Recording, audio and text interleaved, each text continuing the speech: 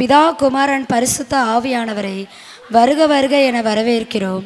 சபையின் போதகர் விசுவாசிகளை வருக வருகவென வரவேற்கிறோம். எங்கள் நிகழ்ச்சியை கண்டுகளிக்க வந்திருக்கும் பெரியவர்கள், பெற்றோர்கள், இக்கிராமவாழ் மக்கள் ஒவ்வொருவரையும் வருக வருக என வரவேற்கிறோம்.